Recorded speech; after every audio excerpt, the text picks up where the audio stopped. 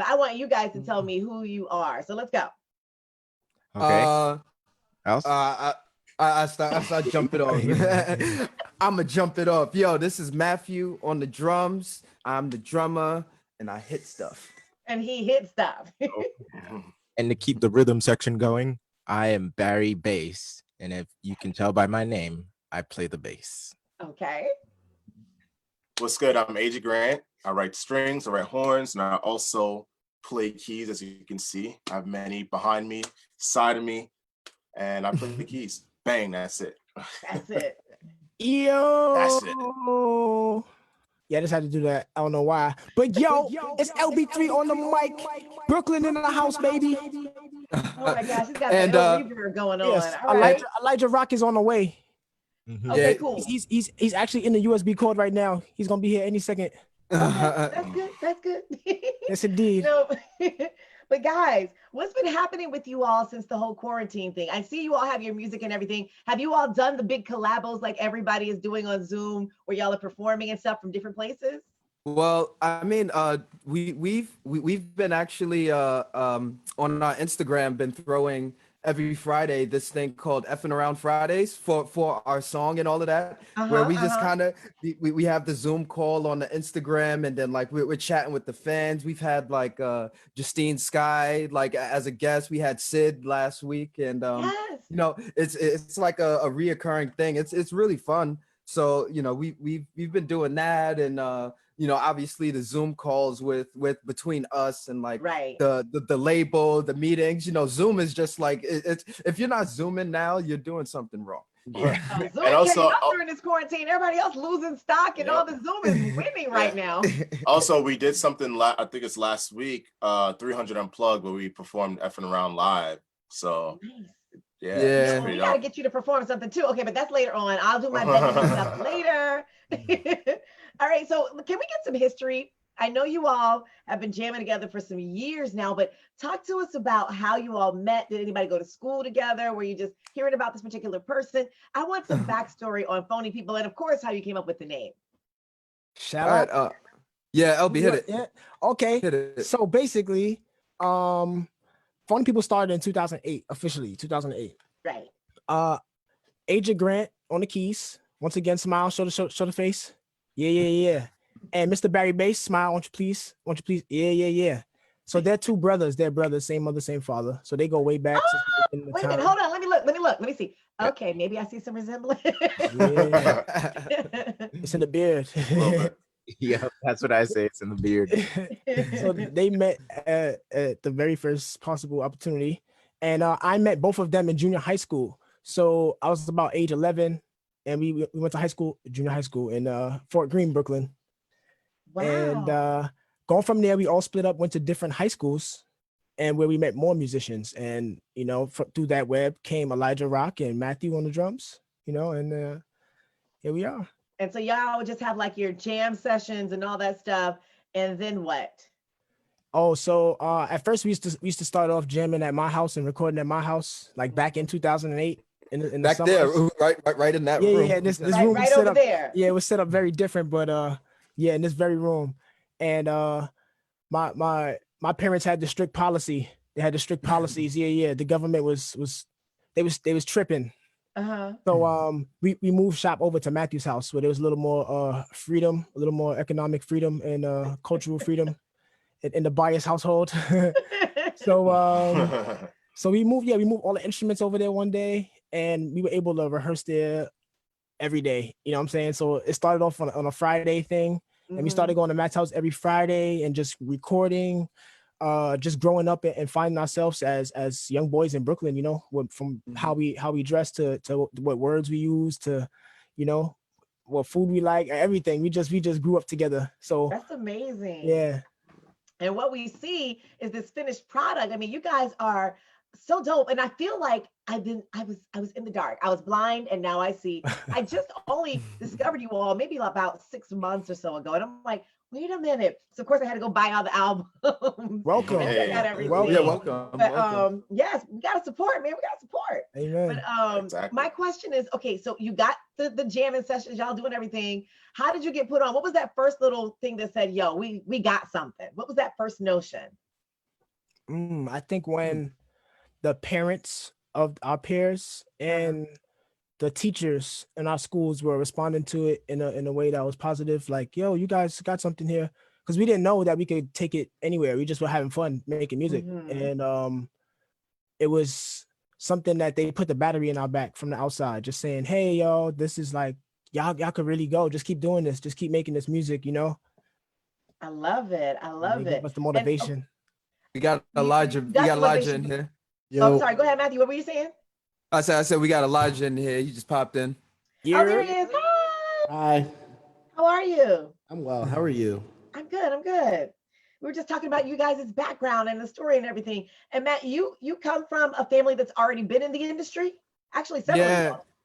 Yeah, a lot of us. I know, you know, my dad is DJ Jazzy J, Zulu Nation, and you know, he put me on the drums, and you know, he gave us a lot of good tips when we were first starting to rehearse down in the basement. He would literally stop our rehearsals. Like we'll be in the middle of a song, he would just cut. He'll just be like, "Everybody, stop!" And then he'll like bring us in. Dang. He'll bring us into the studio and be like, "Listen to this." And it, like he gave us a bunch of gems from like mandrill joints to like just records and be like, you know, these are bands that sound like this, sound like this, sound like this, and like you boys, my parents are very honest, and and if we're playing tired or lazy, they'll be like, listen, you guys are sucking right now, and then you know Oh, they ain't playing no games, huh? nah, Let you know the real. they let us know, but also when we're playing good and we're sounding good, they won't be like you're playing good, but they'll be like, all right, you know. So but yeah, my dad helped me and a lot of us you know, just kind of put together a nice palette of, you know, music to be inspired by. And what about the rest of you guys? What was it like when you were starting off with your instruments or your singing and all that? Did you do it from, I know you said some from school, but did y'all do any other the community stuff, the little contests and everything? Well, there was really the path. See, everyone at Phony People has a real interesting story and journey as a musician, because for the most part we ended up on instruments that we never played before. And I've watched Barry Bass grow as a bass player. The first time he played bass was I put a bass in his hands at the first Phony People Unity, and he just like, okay, what's this thing? Let me figure this out. And Oh, so y'all talented. he played he figured it out. He figured it out. Aja Grant, when we first met in junior high school, Aja was playing baritone horn, and that was a whole nother sound, a timbre. And actually I skipped the part because Barry was playing alto sax way back in the day, right? Oh wow. For a year. In Yeah, in school. 4th grade. Yeah. Elijah was playing bass first Trombone as well. trombone before, and upright bass and percussion. Wow. Matthew has went very, very deep in orchestral studies in music conservatories. So there's just so much. And for me personally, vocals was my latest instrument, because I'm a percussionist as well, and play a little bass, a little guitar, a little whatever, just to write, use them as tools to write. But these guys really take their instruments to the next level, and it's so cool to watch. That is amazing. It's cool. Yeah. I saw you guys. I don't want to, shout out another company, but anyway, I saw you on the Tiny Desk thing, and it was just the way y'all were grooving and everything together. It was amazing. It was just, the synergy was dope. Oh, thank you. That's Thank good. you. Fun. Of course. Yeah. Right, Yeah, so, go ahead. No, you go ahead. No, you go. All right. Well, I was just gonna say thank you to Matthew's parents just for, just letting us their basement, and just their criticism, because without that, we would have just been a basement band. They really put us into a place where it was like, all right, well, you got to sound like this, like you got to sound like this, like y'all not good enough kind of thing, until, all right, like we got to work. So we always had like that humbleness and like that. We need to go because we got to be on stage. We got to be on stage tomorrow. We got to be on stage next week. We're playing a big stage, so we got to be better. So, they put us in this like place where we always can grow. Like, So, Definitely. yeah. That's So dope. that's why the Tiny Desk sounds that good. It's like, because we'd be down there. Matthew's dad has a lot of like friends that we look up to. Mm-hmm. So they would come into the house and he would be like, "Yo, play something," while we're up there. We'll be Oh, up. We'll just be go upstairs and playing. throw anything and make y'all do Yeah, anything in front of people. right. We'll be upstairs playing video games, and he'll be Eat like, Chinese "Yo, food. what do you mean? Come through and play something." We'll be like, "Oh." We just Yeah, I ate mean, mad Chinese food. I mean, yo, funny, know. funny story. You guys remember that time? Q-Tip actually came to the crib. Q-Tip Yeah, I came to remember the that. crib to pick up some records from my dad, and same story. It was like, yo, Tip, this is my son. This is Ben, and he was like, play for him.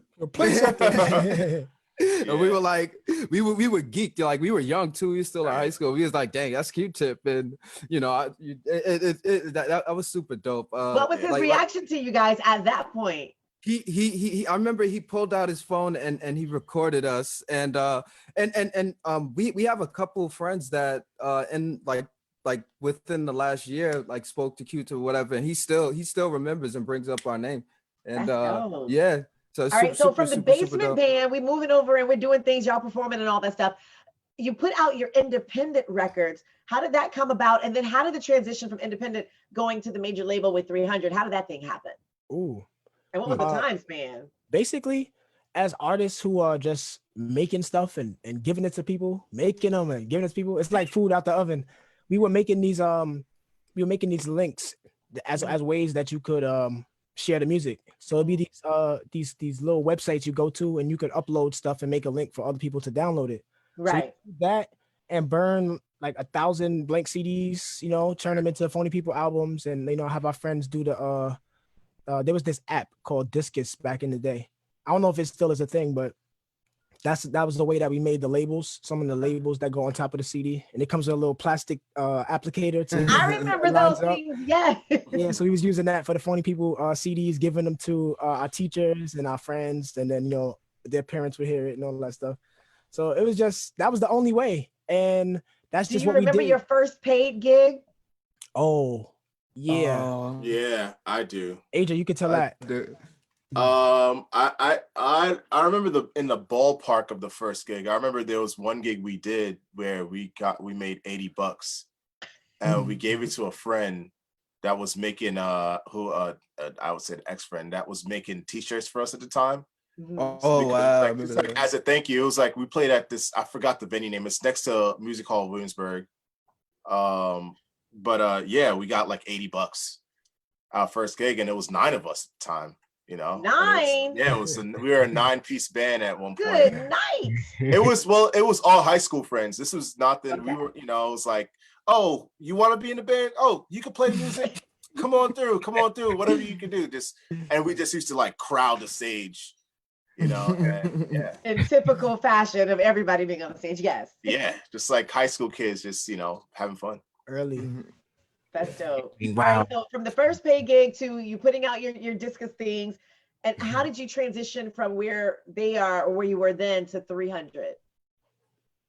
Oh, just coming through the simple rise, the early rise and the early chapters where like the first show was a talent show in high school.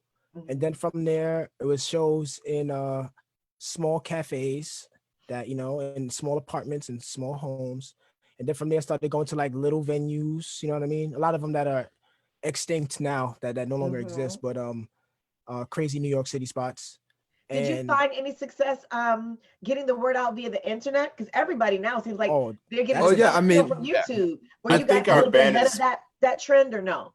We without the internet, it would have been way more difficult because, like LB said earlier, the media fire links and like YouTube, yes. Like the early YouTube and just engaging in those early platforms when they were coming up, just being like, oh, it's cool, like let's make a video and pop it on. Like we were heavily into that and doing that and just making super, just young, friendly videos. And that definitely skyrocketed and allowed for everybody to share what we were making. Most of our events were like Facebook events. Like we just used to like make events on Facebook and be like, oh, come to the show. And we'd send it out to all of our friends of friends. And it was like this whole like New York City high school movement of kids just coming to our shows, that were into like the concert scene. And Yep. that's pretty much how we started, you know, just like That's on dope. some super So raw. when you started, was there anyone that was doing what you were all are doing? Because even now you've fashioned out your own lane. The music that you're doing is your vibe. You know what I'm saying? And you don't hear too much of that because, like I said, when my blinded eyes were open, I was like, yo, these dudes are lit. Where have I been? So how has it been kind of like pushing forward the music in this world of what's being played in mainstream radio? I think it's just authenticity. It's something that's been around since those days, because there were always bands around. As a matter of fact, through the high school circuit, we were always invited by the kids who played rock music. We'd always end up playing at the rock shows for the kids, but they Those always mosh put us, pits. yeah, those mosh pits were crazy. Best Buy. um, we would end up playing their shows, and they would always give us the headline slot. And I Oh, think wow. it's very similar to even today, to a sense of just staying true to just the music that we make, and being just attacking how we make each song very different from the last song, or each project different from the last one. All And right, so walk me through that process. Do you get a topic and be like, yo, I just broke up with this person, or I had this issue at the grocery store, and you just come and write about it and y'all vibe out together? How does it go? I know that the creation process, it varies and it's very different. One main thing that we'd like to keep true is that, you know, we like to keep it interesting every single time, and like we will never try to do the same process like over and over and over again. Oh, So like, wow.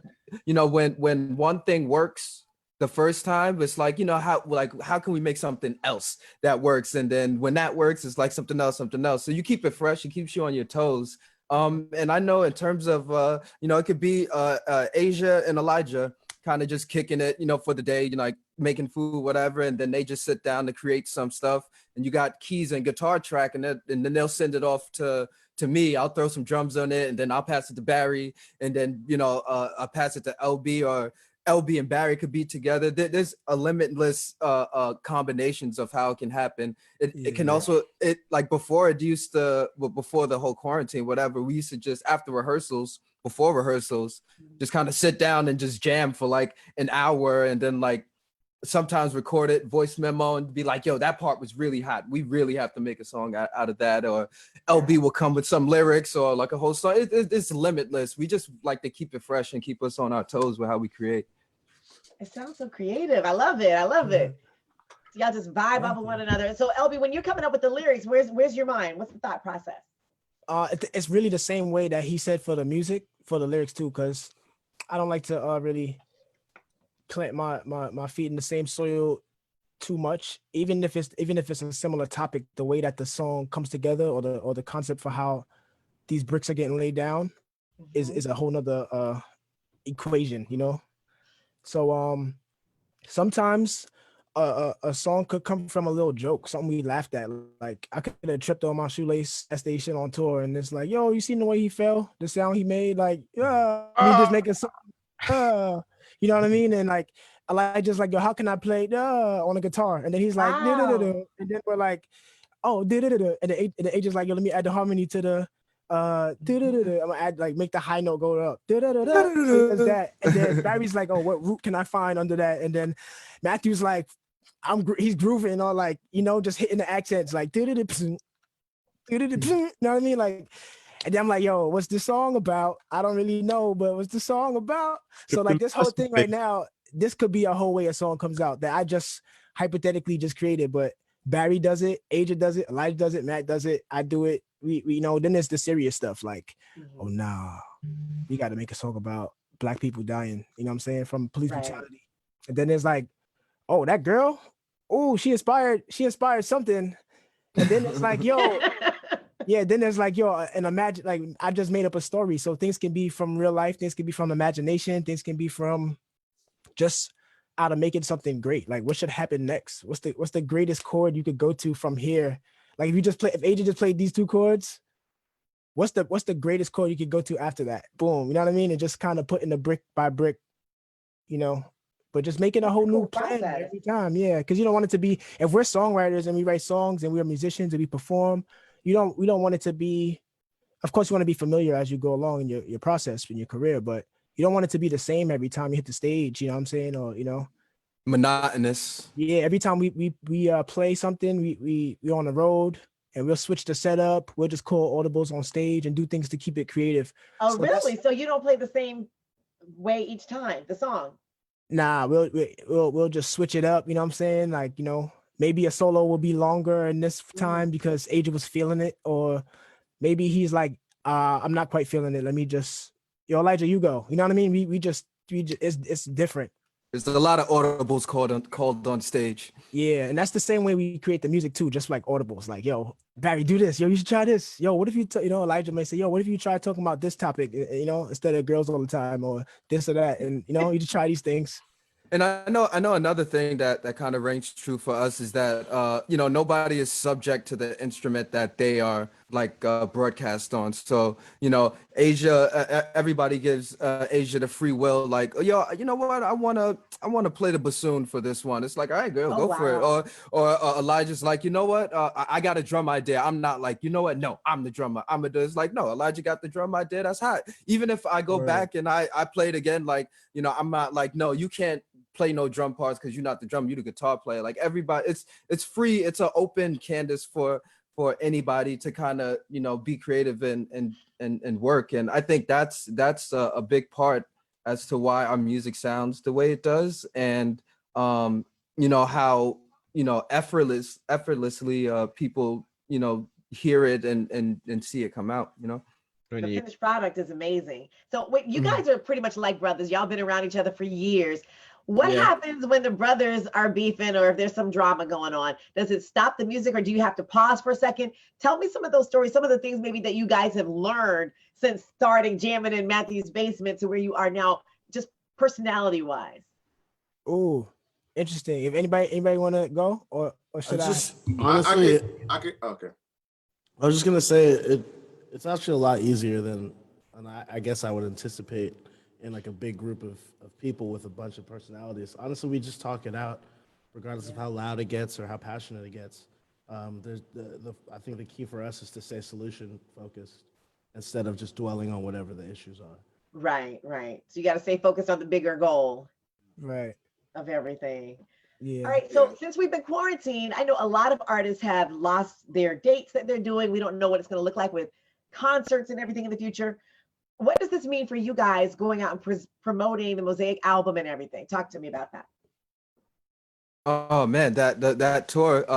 What was it? Last summer where we went went all over the world, literally all over the world. Yeah, from the Atlantic to through the Pacific.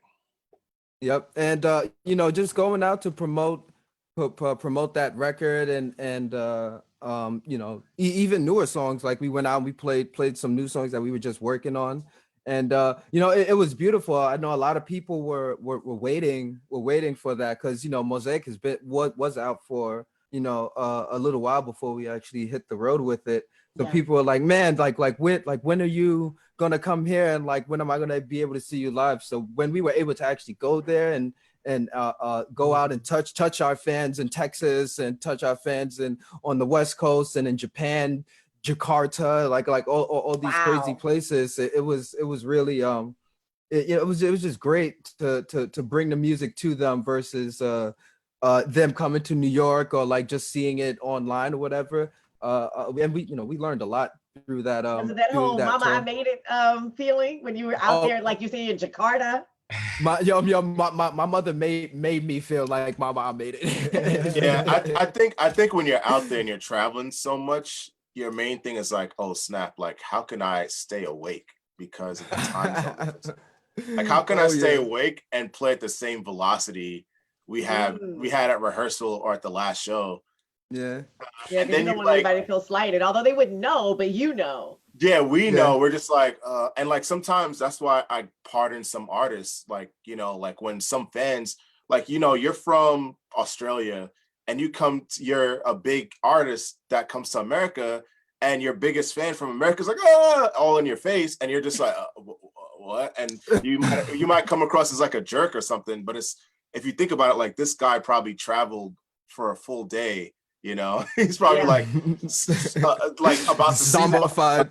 probably about to go to sleep at home, but like now he's about to hop on stage. So, you know, it's a lot. Just like, you know, I don't know, I haven't had that feeling yet. I think actually I had that feeling with LB the other day when we were like, man, like our song is on the radio. And I thought that was just like a crazy moment that he it was kind of like, all right, well, it's all in a day's work, but like sometimes you got to look back and be like, oh snap, Wow. like You guys are doing some major things right now. Yeah. Again, one of the biggest labels that's out on the hip hop side, and you all are forging through with that, meshing with Megan Thee Stallion, who's like one of the dopest, hottest artists out right now. I remember. Shout outs to Meg. I remember when Megan Thee Stallion got signed to 300, and I was like, wait, wow, this is different. This is very different. I wonder who this girl is, you know? And like, and she came out with the Hot Girl Summer came out, and I was like, oh snap! Well, you guys did good. You guys did great. So, who was the person who actually made the segue for you guys with 300? Was it a specific person, or was it just you all had the contact and y'all had a meeting? What was the story? I would say we were working on the album Yesterday's Tomorrow before we dropped it, and we were looking for a company to distribute our album, and our manager Caslo, we had a previous manager, Plain Pat, had good ties with 300, just through like what their previous business endeavors, and that's how we came about, like just like being with them, and then we just became like a family thing. We used to be up in the office just chilling. They were very inviting, and like they used to be like, yo, just go in our cupboard, eat the snacks, and like go in the fridge. It was very like, hold on. They offering food. You know you gotta be there, right? Yo, man, it was just very loving. Like we just used to be up in there. We used to be, just chilling, and it just felt like home. It felt like family. So yeah, I know 300 was just super inviting, and shout outs to Salim, who made us feel really really good, and welcomed every time we came up there, and like he would offer us ideas. Like he wouldn't push nothing on us and be like, yo, I had this idea, and like yo, let's just rap about it. And he like after we did the distribution of Yesterday's Tomorrow, he's seen the success of it, and the label seen the success. They were like, you know what, that was just a little small distribution thing, but now guys, like let's make it official. And they brought us in, and we already knew everybody because we were in there eating the snacks and at the cover, so it was a very seamless transition. So right now we release Mosaic under them, like officially, like under 300 officially, and this new project that we're working on will be the same. Yeah, also absolutely. A very important thing is that they it's been a very good and important learning process, and they've been guiding us through like how to be more business oriented, how to like navigate through the industry. And I think that's what's very valuable as well about it, is if you're interested and you definitely try and get the music and the business side, you could go a long way. It's not just one-sided, it's everything encompassed together. That's good. Yeah, it's definitely like actually teaching you all that too, because a lot of artists just don't know, and they don't know the questions to ask and the things to go. So if they're kind of hand holding you through that, that's a positive, definitely. Yeah, it's more like we're teaching each other. It's a family. So it's like just everybody just making sure that everybody's like, all right, this works. Oh, this works. Let's keep doing that. So right. It's big. It's great. It's like it's a good relationship that we have with them. All right. So what's next for Phony people? And you guys didn't tell me how you got the name. Let's go back. Wait, before you tell me what's next, tell me about the name. The name. Oh, whoops. That was the reverb. Yeah, the name. Phony people. We had our first show, which was in high school at Edward R. Murrow High School in Brooklyn, and we got into the show because it was a whole competition to see who got into the show. Actually, some people didn't make it, but we made it, thank the Lord. And the teacher just needed a name to put on the program, basically. Like, yo, what's y'all name? Y'all in, but what's y'all name? And Phony People is what we came up with, and that's who And it we stuck. are. Yeah, it's stuck. Yeah, just never felt wrong, and it never still. So it's like it throws people for a loop because it's like, man, you guys are not phony, and like you play your instruments, you learned, and Right. what's phony, baby? Like I don't know, like it caught your eye, didn't it? Well, that's what we wanted. It got your attention. Well, the talent definitely gets our attention. It holds our attention. All right. So now, before we wrap up, what's next? Where y'all going? What we doing? What's the new single? All that good stuff. Well, we ain't going nowhere because this quarantine. And if you go to it, put the mask on. That's a trick question. Yeah. But I know even since even before the quarantine started, we were shacking up at Asia's house for 10 hours a day, like Wow. for the whole week, just working on the album with Ivan Barrios. Shout outs to Ivan. Who's And Ivan? anybody want to give him the bless up? What's up? Yeah, Ivan's sorry, go ahead, Barry.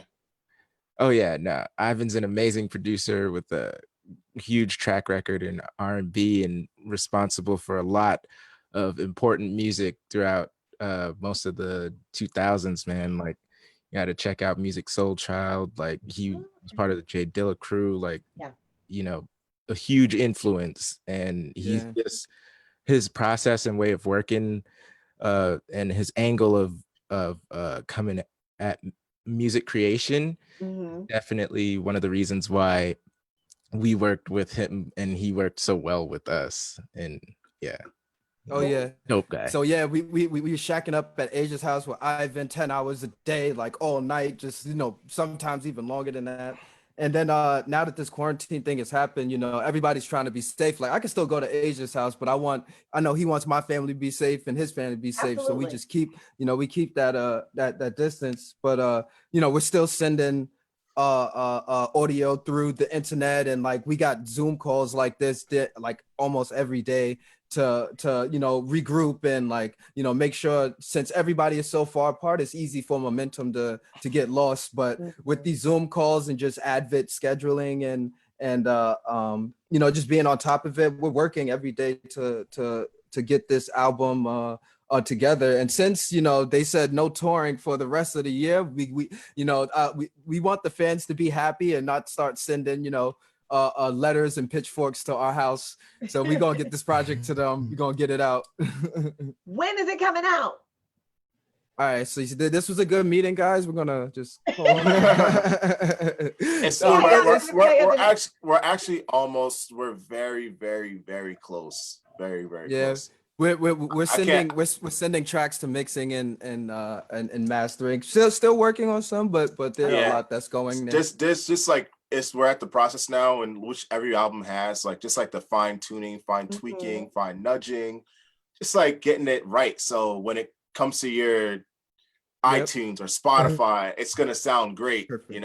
Perfect. It might sound, some songs might sound simple, but just know that the process. I remember days into it. So one of Elijah's teachers always told us when we went up to this studio house, he was like, when you put out your project, your album, whatever, you should never have to say sorry. So we always meticulously sit down, and like if we got to spend a whole day nudging like one vocal line back and forth, like we will do that, because when it comes out, it's out and you can't take it back. Right. Exactly. Right. Shout outs Paul Green.